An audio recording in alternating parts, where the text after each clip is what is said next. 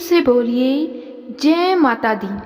प्रिय भक्तजनों, आज चैत्र नवरात्रि का प्रथम दिन है और आज से हम 9 दिनों तक श्री दुर्गा सप्तशती के पाठों का श्रवण करेंगे। आप सभी से अनुरोध है, कृपया देवी के सभी अध्यायों का पूरे भक्ति भाव के साथ श्रवण करिएगा। आइए अब सुनते हैं दुर्गा सप्तशती का पहला अध्याय। महर्षि ऋषि का राजा सुरथ और समाधि को देवी की महिमा बताना। महर्षि मार्कंडेय बोले, सूर्य के पुत्र सावर्णी की उत्पत्ति की कथा विस्तार पूर्वक कहता हूँ, सुनो। सावर्णी महामाया की कृपा से जिस प्रकार मनवंतर के स्वामी हुए, उसका भी हाल सुनो। पहले स्वारोचिष नामक राज्य था। वह प्रजा को अपने पुत्र के समान मानते थे, तो भी कोलाविग्रवंशी राजा उनके शत्रु बन गए। दुष्टों को दंड देने वाले राजा सुरथ की उनके साथ लड़ाई हुई। कोला विध्वंसियों के संख्या में कम होने पर भी राजा सुरथ युद्ध में उनसे हार गए। तब वह अपने नगर में आ गए। केवल अपने देश का राज्य ही उनके पास रह गया और वह उसी देश के राजा होकर राज्य करने लगे। किंतु उनके शत्रुओं ने उन पर वहाँ आक्रमण कर दिया। राजा को बलहीन देखकर उसके दुष्ट मंत्रियों ने राजा की सेना और खजाना अपने अधिकार में कर लिया। राजा सुरथ अपने राज्याधिकार को हारकर शिकार खेलने के बहाने घोड़े पर सवार होकर वहां से एक भयंकर वन की ओर चल गए। उस वन में उन्होंने महर्षि मेधा का आश्रम देखा। वहां मेधा ऋषि अपने शिष्यों तथा मुनियों से सुशोभित बैठे हुए थे और वहां कितने ही हिंसक जीव परम शांति भाव से रहते थे। राजा सुरथ ने महर्षि मेधा को प्रणाम किया और महर्षि ने भी उनका उचित सत्कार किया। राजा सुरथ महर्षि के आश्रम में कुछ समय तक ठहरे। अपने नगर की ममता के आकर्षण से राजा अपने मन में सोचने लगे कि पूर्व काल में पूर्वजों ने जिस नगर का पालन किया था, वह आज मेरे हाथ से निकल गया। मेरे दुष्ट एवं दुरात्मा मंत्री मेरे नगर की अब धर्म से रक्षा कर रहे होंगे या नहीं।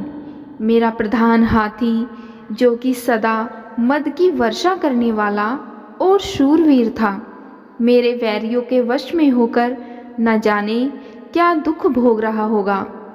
मेरे आज्ञाकारी नौकर, जो मेरी कृपा से धन और भोजन पाने से सदैव सुखी रहते थे और मेरे पीछे पीछे चलते थे, वह अब निश्चय ही दुष्ट राजाओं का अनुसरण करते होंगे तथा मेरे दुष्ट एवं दुरात्मा मंत्रियों द्वारा व्यर्थ ही धन को व्यय करने से संचित किया हुआ मेरा खजाना एक दिन अवश्य खाली हो जाएगा।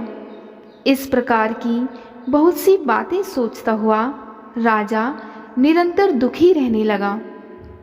एक दिन राजा सुरथ ने महर्षि मेधा के आश्रम के निकट एक वैश्य को देखा। राजा ने उससे पूछा, भाई तुम कौन हो? यहाँ तुम्हारे आने का क्या कारण है और तुम मुझे शोकग्रस्त अनमने से दिखाई देते हो, इसका क्या कारण है? राजा ने यह नम्र वचन सुन वैश्य ने महाराज सुरथ को प्रणाम करके कहा। वैश्य बोला, राजन, मेरा नाम समाधि है। मैं धनियों के कुल में उत्पन्न एक वेश्य हूँ। मेरे दुष्ट स्त्री पुत्रादिकों ने लोभ से मेरा सब धन छीन लिया है और मुझे घर से निकाल दिया है। मैं इस तरह से दुखी होकर इस वन में चला आया हूँ और यहाँ रहता हूँ। मैं इस बात को भी नहीं जानता कि अब घर में इस समय सब कुशल है अथवा नहीं। यहाँ मैं अपने परिवार का आचरण संबंधी कोई समाचार भी नहीं पा सकता कि वह घर में इस समय कुशल पूर्वक हैं या नहीं। मैं अपने पुत्रों के संबंध में यह भी नहीं जानता कि वह सदाचारी हैं या दुराचार में फंसे हुए हैं। राजा बोले, जिस धन के लोभी स्त्री और पुत्रों ने तुम्हें घर से निकाल दिया है, फिर भी तुम्हारा चित्त उनसे क्यों प्रेम करता है? वैश्य ने कहा, मेरे विषय में आपका ऐसा कहना ठीक है, परंतु मेरा मन इतना कठोर नहीं है। यद्यपि उन्होंने धन के लोभ में पड़कर पितृ स्नेह को त्याग कर मुझे घर से निकाल दिया है, तो भी मेरे मन में उनके लिए कठोरता नहीं आती। हे महामते, मेरा मन फिर भी उनमें क्यों फंस रहा है, इस बात को जानता हुआ भी मैं नहीं जान रहा। मेरा चित्त उनके लिए दुखी है। मैं उनके लिए लंबी लंबी सांसें ले रहा हूँ। उन लोगों में प्रेम नाम को नहीं है, फिर भी ऐसे निस्नेहियों के लिए मेरा हृदय कठोर नहीं होता। महर्षि मार्कंडेय जी ने कहा, हे ब्राह्मण, इसके पश्चात महाराज सुरथ और वह वैश्य दोनों महर्षि मेधा के समीप गए और उनके साथ यथा योग्य न्याय संभाषण करके दोनों ने वार्ता आरंभ की। राजा बोले, हे भगवान, मैं आपसे एक बात पूछना चाहता हूँ, सो आप कृपा करके मुझे बताइए। मेरा मन अधीन नहीं है, इससे मैं बहुत दुखी हूँ। राज्य धनादि की चिंता अभी तक मुझे बनी हुई है और मेरी यह ममता अज्ञानियों की तरह बढ़ती ही जा रही है। और यह समाधि नामक वैश्य भी अपने घर से अपमानित होकर आया है। इसके स्वजनों ने भी इसे त्याग दिया है। स्वजनों से त्यागा हुआ भी यह उनसे हार्दिक प्रेम रखता है। इस तरह हम दोनों ही दुखी हैं। हे महाभाग, उन लोगों के अवगुणों को देखकर भी हम दोनों के मन में उनके लिए ममता जनित आकर्षण उत्पन्न हो रहा है। हमारे ज्ञान रहते हुए भी ऐसा क्यों है? अज्ञानी मनुष्यों की तरह हम दोनों में यह मूर्खता क्यों है? महर्षि मेधा ने कहा, विषम मार्ग का ज्ञान सब जंतुओं को है। सबों के लिए विषय पृथक पृथक होते हैं। कुछ प्राणी दिन में नहीं देखते और कुछ रात को, परंतु कई जीव ऐसे हैं जो दिन तथा रात दोनों में देख सकते हैं। यह सत्य है कि मनुष्यों में ज्ञान प्रधान है, किंतु केवल मनुष्य ही ज्ञानी नहीं होता। पशु पक्षी आदि भी ज्ञान रखते हैं। जैसे यह पशु पक्षी ज्ञानी हैं, वैसे ही मनुष्यों का ज्ञान है, और जो ज्ञान मनुष्यों में वैसे ही पशु पक्षियों में है, तथा अन्य बातें भी दोनों में एक जैसी पाई जाती हैं। ज्ञान होने पर भी इन पक्षियों की ओर देखो कि अपनी भूख से पीड़ित बच्चों की चोंच में कितने प्रेम से अन्न के दाने डालते हैं। हे राजन, ऐसा ही प्रेम मनुष्यों में अपनी संतान के प्रति भी पाया जाता है। लोभ के कारण अपने उपकार का बदला पाने के लिए मनुष्य पुत्रों की इच्छा करते हैं और इस प्रकार मोह के गड्ढे में गिर जाते हैं। भगवान श्री हरि की जो माया है, उसी से यह संसार मोहित हो रहा है। इसमें आश्चर्य की कोई बात नहीं है, क्योंकि वह भगवान विष्णु की योग निद्रा है। यह माया ही तो है जिसके कारण संसार मोह में जकड़ा हुआ है।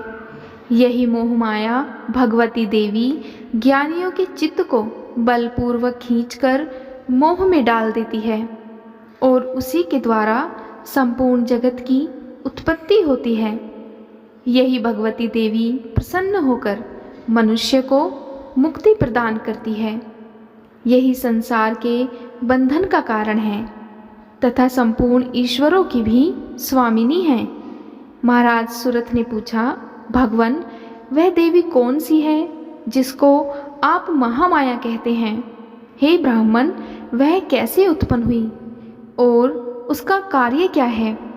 उसके चरित्र कौन कौन से हैं? प्रभु, उसका जैसा प्रभाव हो, जैसा स्वरूप हो, वह सब ही कृपा कर मुझसे कहिए, मैं आपसे सुनना चाहता हूँ। महर्षि मेधा बोले, राजन, वह देवी तो नित्य स्वरूपा है, उसके द्वारा यह संसार रचा गया है। तब भी उसकी उत्पत्ति अनेक प्रकार से होती है। वह सब आप मुझसे सुनो। वह देवताओं का कार्य सिद्ध करने के लिए प्रकट होती है। उस समय वह उत्पन्न हुई कहलाती है।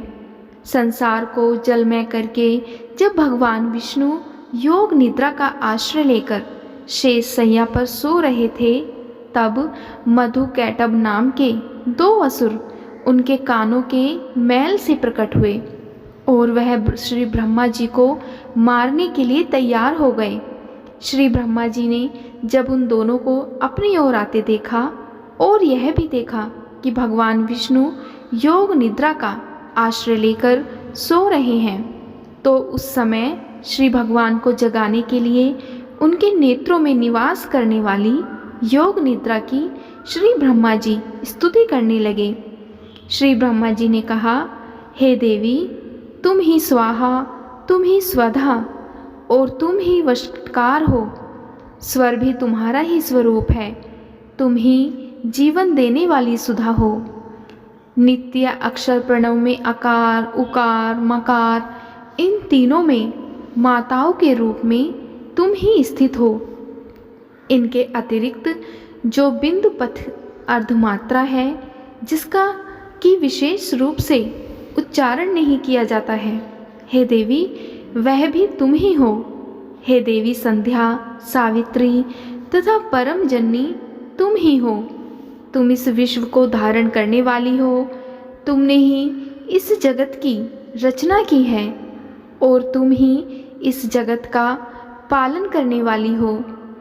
तुम ही कल्प के अंत में सबको भक्षण करने वाली हो। हे देवी, जगत की उत्पत्ति के समय तुम सृष्टि रूपा होती हो, पालन काल में स्थित रूपा हो और कल्प के अंत में संहार रूप धारण कर लेती हो। तुम ही महाविद्या, महामाया, महामेधा, महारात्रि और मोहरात्रि हो। श्री ईश्वरी और बोध स्वरूपा बुद्धि भी तुम ही हो। लज्जा, पुष्टि, तुष्टि, शांति और क्षमा भी तुम ही हो। तुम खड्ग धारिणी, शूल धारिणी, घोर रूपा तथा गदा, चक्र, शंख और धनुष को धारण करने वाली हो। बाण, भुशुंडी और परिघ, यह भी तुम्हारे ही अस्त्र हैं। तुम सौम्य और सौम्यतर हो। यही नहीं, बल्कि जितनी भी सौम्य तथा सुंदर वस्तुएं इस संसार में हैं, उन सबसे बढ़कर सुंदर तुम हो। पर और अपर, सबसे पर रहने वाली सुंदर तुम ही हो। हे सर्वस्वरूपे देवी, जो भी सा असत पदार्थ हैं और उनमें जो शक्ति है, वह तुम ही हो। ऐसी अवस्था में भला तुम्हारी स्तुति कौन कर सकता है? इस संसार की सृष्टि, पालन और संहार करने वाले जो भगवान हैं, उनको भी जब तुमने निद्रा के वशीभूत कर दिया है, तो फिर तुम्हारी स्तुति भला कौन कर सकता है? मुझे भगवान विष्णु तथा भगवान शंकर को शरीर धारण कराने वाली तुम ही हो। तुम्हारी स्तुति करने की शक्ति किसमें है? हे देवी, तुम तो अपने इन उदार प्रभावों के कारण ही प्रशंसनीय हो। मधु और कैटभ जो भयंकर असुर हैं, इन्हें मोह में डाल दो और श्री हरि भगवान विष्णु को भी जल्दी जगा दो और उनमें इनको मार डालने की बुद्धि भी उत्पन्न कर दो। महर्षि मेधा बोले, हे राजन, जब श्री ब्रह्मा जी ने देवी से इस प्रकार स्तुति करके भगवान को जगाने तथा मधु और कैटभ को मारने के लिए कहा, तो वह भगवान श्री विष्णु के नेत्र, मुख, नासिका, बाहु, हृदय और वक्ष स्थल से निकल ब्रह्मा जी के सामने खड़ी हो गई। उनका ऐसा करना था कि भगवान श्री हरि तुरंत जाग उठे और दोनों असुरों को देखा जो कि अत्यंत बलवान तथा पराक्रमी थे और मारे क्रोध के जिनके नेत्र लाल हो रहे थे और जो ब्रह्मा जी का वध करने के लिए तैयार थे। तब क्रुद्ध होकर उन दोनों दुरात्मा असुरों के साथ भगवान श्री हरि पूरे 5000 वर्ष तक लड़ते रहे। एक तो वह अत्यंत बलवान तथा पराक्रमी थे, दूसरे महामाया ने भी उन्हें मोह में डाल रखा था। अतः वह श्री भगवान से कहने लगे, हम दोनों तुम्हारी वीरता से अत्यंत प्रसन्न हैं, तुम हमसे कोई वर मांगो। तब भगवान ने कहा, यदि तुम मुझ पर प्रसन्न हो तो अब तुम मेरे हाथों से मर जाओ। बस इतना सा ही वर मैं तुमसे मांगता हूँ, यहाँ दूसरे वर से क्या प्रयोजन है।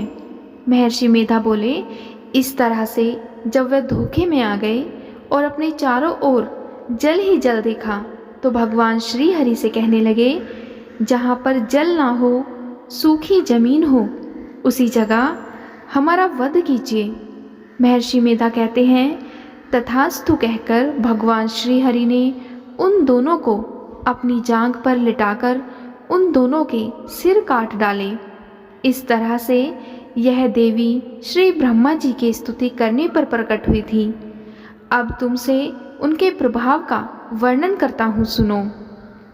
इति श्री मार्कंडेय पुराण में देवी स्तुति का प्रथम अध्याय समाप्त होता है। प्रेम से बोलिए जय श्री माता।